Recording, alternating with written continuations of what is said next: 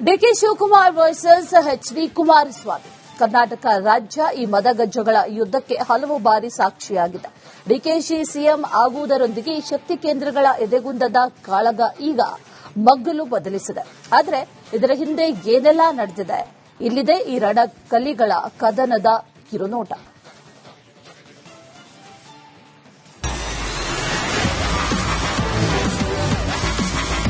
DK Shivakumar versus HD Kumaraswamy. ಈ ಮದಗಜಗಳ ಮಧ್ಯೆ ಮೊದಲ ಮಹಾಯುದ್ಧ ನಡೆದಿದ್ದು 1999ರಲ್ಲಿ. ಎಚ್ಡಿ ಕುಮಾರಸ್ವಾಮಿ ಸಾತನೂರಿನಿಂದ ಡಿಕೆ ಶಿವಕುಮಾರ್ ವಿರುದ್ಧ ಸ್ಪರ್ಧಿಸಿದರು. ಭಾರಿ ಜಿದ್ದಾಜಿದ್ದಿನಿಂದ ನಡೆದ ಈ ಹೋರಾಟದಲ್ಲಿ ಕೊನೆಗೆ ಡಿಕೆ ಶಿವಕುಮಾರ್ 14,387 ಮತಗಳಿಂದ ಕುಮಾರಸ್ವಾಮಿ ಅವರನ್ನ ಸೋಲಿಸುತ್ತಾರೆ.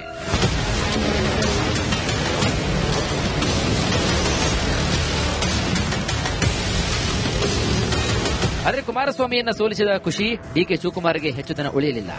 2002ರಲ್ಲಿ ಅನಿರೀಕ್ಷಿತವಾಗಿ ಎದುರಾದ ಲೋಕಸಭಾ ಉಪಚುನಾವಣೆಯಲ್ಲಿ ಡಿಕೆ ಶಿವಕುಮಾರ್ ಅವರೇ ಕಾಂಗ್ರೆಸ್ ಅಭ್ಯರ್ಥಿ. ಆಗ ಜೆಡಿಎಸ್ನಿಂದ ಎಚ್ಡಿ ದೇವೇಗೌಡರೇ ಅಭ್ಯರ್ಥಿ. ಭಾರಿ ಜಿದ್ದಾಜಿದ್ದಿನಿಂದ ನಡೆದ ಚುನಾವಣೆಯಲ್ಲಿ ಮಾಜಿ ಪ್ರಧಾನಿ ದೇವೇಗೌಡರು 52,500ಕ್ಕೂ ಹೆಚ್ಚು ಮತಗಳ ಅಂತರದಿಂದ ಡಿಕೆ ಶಿವಕುಮಾರ್ಗೆ ಸೋಲುಣಿಸುತ್ತಾರೆ.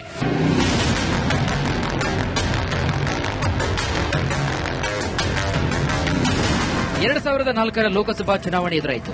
ಇದೇ ಸಂದರ್ಭಕ್ಕಾಗಿ ಕಾದಿದ್ದ ಡಿಕೆ ಶಿವಕುಮಾರ್ ಮಾಜಿ ಪ್ರಧಾನಿ ದೇವೇಗೌಡರ ವಿರುದ್ಧ ಪತ್ರಕರ್ತೆಯಾಗಿದ್ದ ತೇಜಸ್ವಿನಿ ರಮೇಶ್ ಅವರನ್ನ ಕಣಕ್ಕಿಳಿಸಿದರು. ಈ ಚುನಾವಣೆಯಲ್ಲಿ ಡಿಕೆ ಶಿವಕುಮಾರ್ ಅವರ ಕಾರ್ಯತಂತ್ರ ಎಷ್ಟು ಪರಿಣಾಮಕಾರಿಯಾಗಿ ಕೆಲಸ ಮಾಡಿತು ಅಂದ್ರೆ ದೇವೇಗೌಡರನ್ನ 1 ಲಕ್ಷಕ್ಕೂ ಅಧಿಕ ಮತಗಳ ಅಂತರದಿಂದ ಸೋಲಿಸಿದರು.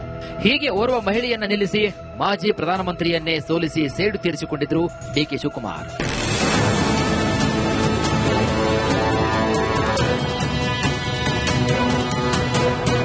ಈಗ ಸ್ವತಃ ದೇವೇಗೌಡರೇ ಗಾಯಗೊಂಡ ಹಳೆ ಹುಲಿ ಅಂತಾಗಿದ್ರು.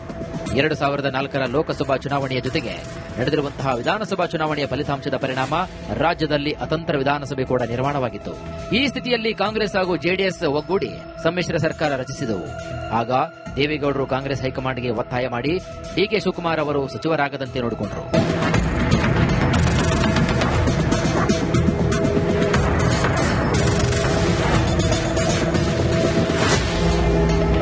ನಂತರ 2009ರ ಲೋಕಸಭಾ ಚುನಾವಣೆಯಲ್ಲಿ ಡಿಕೆ ಶಿವಕುಮಾರ್ ಮತ್ತೆ ತೇಜಸ್ವಿನಿ ಅವರನ್ನೇ ಕಾಂಗ್ರೆಸ್ ಅಭ್ಯರ್ಥಿ ಮಾಡಿ ಬೆಂಗಳೂರು ಗ್ರಾಮಾಂತರ ವಿಧಾನಸಭಾ ಕ್ಷೇತ್ರದಿಂದ ಕಣಕ್ಕಿಳಿಸುತ್ತಾರೆ.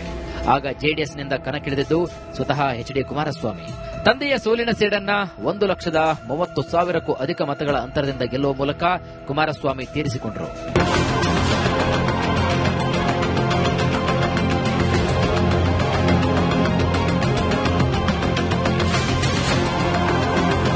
ಇನ್ನು 2013ರಲ್ಲಿ ಬೆಂಗಳೂರು ಗ್ರಾಮಾಂತರ ಕ್ಷೇತ್ರಕ್ಕೆ ನಡೆದ ಲೋಕಸಭಾ ಉಪಚುನಾವಣೆ ಡಿಕೆ ಶಿವಕುಮಾರ್ ಡಿಕೆ ಸುರೇಶ್ ಅವರನ್ನ ಕಾಂಗ್ರೆಸ್ ಅಭ್ಯರ್ಥಿಯಾಗಿ ಕಣಕ್ಕಿಳಿಸಿದರು.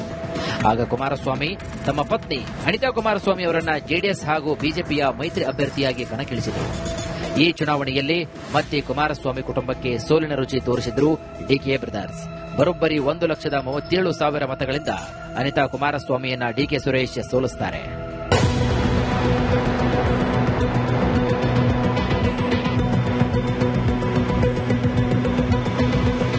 ಆದರೆ 2018ರ ವಿಧಾನಸಭಾ ಚುನಾವಣೆ ನಂತರ ಸನ್ನಿವೇಶ ಬದಲಾಯಿತು. ಅತಂತ್ರ ವಿಧಾನಸಭೆ ನಿರ್ಮಾಣವಾದ ಪರಿಣಾಮ ಜೆಡಿಎಸ್ ಹಾಗೂ ಕಾಂಗ್ರೆಸ್ ಒಗ್ಗೂಡಿ ಸಮ್ಮಿಶ್ರ ಸರ್ಕಾರ ರಚನೆ ಮಾಡುತ್ತವೆ. ಕುಮಾರಸ್ವಾಮಿ ಸಿಎಂ ಆದರು. ಅವರ ಸಚಿವ ಸಂಪುಟದಲ್ಲಿ ಡಿಕೆ ಶಿವಕುಮಾರ್ ಸಚಿವರಾದರು. ಈ ವೇಳೆ ಇಬ್ಬರು ಜೋಡೆತ್ತು ಎಂದೇ ಹೆಸರುವಾಸಿಯಾದರು.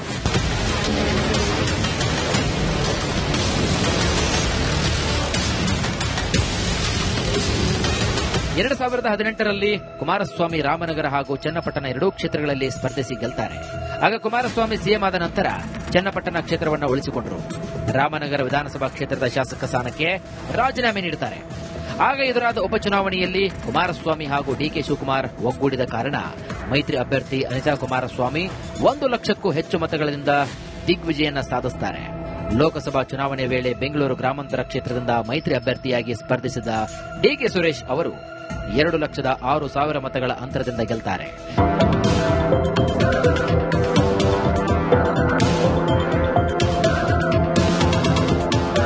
ಇನ್ನು 2023ರ ವಿಧಾನಸಭೆ ಚುನಾವಣೆ ಡಿಕೆ ಶಿವಕುಮಾರ್ ಕೆಪಿಸಿಸಿ ಅಧ್ಯಕ್ಷ. ರಾಮನಗರದಲ್ಲಿ ಕುಮಾರಸ್ವಾಮಿ ಪುತ್ರ ನಿಖಿಲ್ ಕುಮಾರಸ್ವಾಮಿ ಅವರ ವಿರುದ್ಧ ಇಕ್ಬಾಲ್ ಹುಸೇನ್ ಅವರನ್ನ ಕಣಕ್ಕಿಳಿಸಿ ನಿಖಿಲ್ಗೆ ಸೋಲುಣಿಸುತ್ತಾರೆ. ಈ ಸೇಡನ್ನು ಕುಮಾರಸ್ವಾಮಿ ಒಂದೇ ವರ್ಷದಲ್ಲಿ ತೀರಿಸಿಕೊಂಡರು. 2024ರ ಲೋಕಸಭಾ ಚುನಾವಣೆ ವೇಳೆ ಕುಮಾರಸ್ವಾಮಿ ಅವರು ಡಿಕೆ ಸುರೇಶ್ ವಿರುದ್ಧ ತಮ್ಮ ಹತ್ತಿರದ ಸಂಬಂಧಿ ಡಾಕ್ಟರ್ ಮಂಜುನಾಥ್ ಅವರನ್ನ ಬಿಜೆಪಿಯಿಂದ ಕಣಕ್ಕಿಳಿಸುವ ಮೂಲಕ ಮೊದಲ ಡಿಕೆ ಬ್ರದರ್ಸ್ಗೆ ಸೋಲುಣಿಸುತ್ತಾರೆ.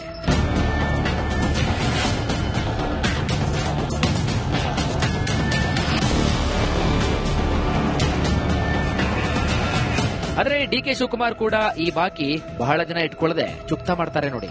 ಕುಮಾರಸ್ವಾಮಿ ಮಂಡ್ಯ ಲೋಕಸಭಾ ಕ್ಷೇತ್ರದಿಂದ ಗೆದ್ದು ಸಂಸತ್ತಿಗೆ ಹೋದ ಪರಿಣಾಮ ಚನ್ನಪಟ್ಟಣ ಕ್ಷೇತ್ರದ ಶಾಸಕ ಸ್ಥಾನಕ್ಕೆ ರಾಜೀನಾಮೆ ನೀಡುತ್ತಾರೆ. ಆಗ ಬಂದ ಉಪಚುನಾವಣೆ ವೇಳೆ ಬಿಜೆಪಿಯ ಸಿಪಿ ಯೋಗೇಶ್ವರ್ ಅವರನ್ನ ಕಾಂಗ್ರೆಸ್ಗೆ ಸೆಳೆದು ಅಭ್ಯರ್ಥಿ ಮಾಡ್ತಾರೆ. ಇತ್ತ ಜೆಡಿಎಸ್ ಬಿಜೆಪಿ ಮೈತ್ರಿ ಅಭ್ಯರ್ಥಿಯಾಗಿ ನಿಖಿಲ್ ಕುಮಾರಸ್ವಾಮಿ ಕಣಕ್ಕಿಳಿದಿದ್ದರು. ಈ ಚುನಾವಣೆಯನ್ನ ಪ್ರತಿಷ್ಠೆಯಾಗಿ ತೆಗೆದುಕೊಂಡ ಡಿಕೆ ಶಿವಕುಮಾರ್ ನಿಖಿಲ್ ಕುಮಾರಸ್ವಾಮಿಯನ್ನ ಸೋಲಿಸಿ ಪಾರುಪತ್ಯ ಮೆರೀತಾರೆ.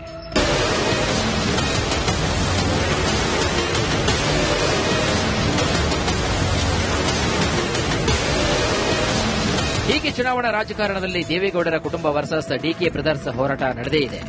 ಈಗ ಡಿಕೆ ಶಿವಕುಮಾರ್ ಮುಖ್ಯಮಂತ್ರಿ ಆಗುವುದರೊಂದಿಗೆ ಮತಗಜಗಳ ನಡುವಿನ ಮಹಾಕಾಳಗ ಮಗ್ಗಲು ಬದಲಿಸಿದೆ. ವೀರೇಂದ್ರ ಪುಂದ, ರಿಪಬ್ಲಿಕ್ ಕನ್ನಡ.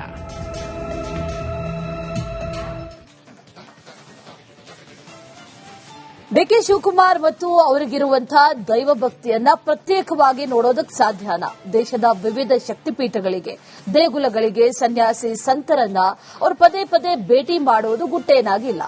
ಸಿಎಂ ಆದ ಬಳಿಕ ಅವರು ಕಾಂಗ್ರೆಸ್ನ ಜಾತ್ಯತೀತ ಸಿದ್ಧಾಂತದ ನಡುವೆ ತಮ್ಮ ಧಾರ್ಮಿಕ ತತ್ವ ಪಾಲನೆಯನ್ನ ಮುಂದುವರಿಸುವುದಕ್ಕೆ ಮುಕ್ತ ಅವಕಾಶ ಸಿಗುತ್ತಾ? ವೈಯಕ್ತಿಕ ನಂಬಿಕೆಗಳು ಮತ್ತು ಪಕ್ಷದ ಸಿದ್ಧಾಂತಗಳನ್ನ ಸರಿದೂಗಿಸೋದು ಹೇಗೆ ಅನ್ನುವಂತಹ ಪ್ರಶ್ನೆ. ಇದಕ್ಕೆ ಸಂಬಂಧಪಟ್ಟಂತೆ ವರದಿಯೊಂದಿದೆ, ನೋಡ್ಕೊಂಬಳ್ಳಿ.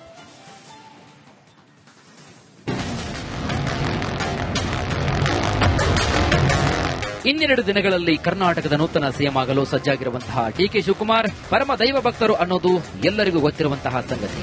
ಏನೇ ಸಂಕಷ್ಟಗಳು ಎದುರಾದರೂ ತಾವು ನಂಬಿದ ದೇವರು, ಸ್ವಾಮೀಜಿಗಳ ಮೊರೆ ಹೋಗುವುದು ಅವರಿಗೆ ರೂಢಿ. ತುಮಕೂರು ಜಿಲ್ಲೆಯ ನೊಣವಿನಕೆರೆಯ ಅಜ್ಜಯ್ಯನ ಮಠಕ್ಕಂತೂ ಡಿಕೆ ಪದೇ ಪದೇ ಭೇಟಿ ನೀಡ್ತಾನೆ ಇರ್ತಾರೆ. ತಮ್ಮ ರಾಜಕೀಯ ಹಾದಿಯಿಂದ ಹಿಡಿದು ವೈಯಕ್ತಿಕ ಪ್ರಶ್ನೆಗಳಿಗೂ ಅಜ್ಜಯ್ಯನ ಆಶೀರ್ವಾದವೇ ಉತ್ತರ ಅಂತ ನಂಬಿದ್ದಾರೆ. ಹೀಗಿರುವಾಗ ಧಾರ್ಮಿಕ ಡಿಕೆಶಿ ಜಾತ್ಯತೀತ ಸಿದ್ಧಾಂತವನ್ನ ಪ್ರತಿಪಾದಿಸುವ ಕಾಂಗ್ರೆಸ್ ಪಕ್ಷದಲ್ಲಿ ಸಿಎಂ ಆಗಲು ಸಜ್ಜಾಗಿದ್ದಾರೆ. ಕುಂಭಮೇಳದಲ್ಲಿ ಡಿಕೆಶಿ ಪವಿತ್ರ ಸ್ನಾನ, ಶಿವರಾತ್ರಿಯಲ್ಲಿ ಶಿವನಾಮ ಸ್ಮರಣೆ. ಪಕ್ಷದ ಆಕ್ಷೇಪಗಳು ಕೂಡ ಡಿಕೆಶಿ ಧಾರ್ಮಿಕ ನಂಬಿಕೆಯನ್ನ ತಡೆದಿಲ್ಲ. ಇದಕ್ಕೆ ಉದಾಹರಣೆ ಅಂದ್ರೆ 144 ವರ್ಷಗಳ ಬಳಿಕ ಕಳೆದ ವರ್ಷ ಪ್ರಯಾಗ್ರಾಜ್ನಲ್ಲಿ ನಡೆದಂತಹ ಕುಂಭಮೇಳದ ಕುರಿತು ಕಾಂಗ್ರೆಸ್ ನಾಯಕರು ಆಕ್ಷೇಪಿಸಿ ಟೀಕಿಸಿದ್ರು ಕೂಡ. ಹಲವರು ಕುಂಭಮೇಳದಲ್ಲಿ ಭಾಗವಹಿಸದಂತೆ ಕರೆಯನ್ನು ಕೂಡ ಕೊಟ್ಟಿದ್ರು. ಆದರೆ ಇದಕ್ಕೆ ಕಿವಿಗೊಡದ ಡಿಕೆಶಿ ಪ್ರಯಾಗ್ರಾಜ್ಗೆ ತೆರಳಿ ಪವಿತ್ರ ಸ್ನಾನ ಮಾಡಿದ್ರು.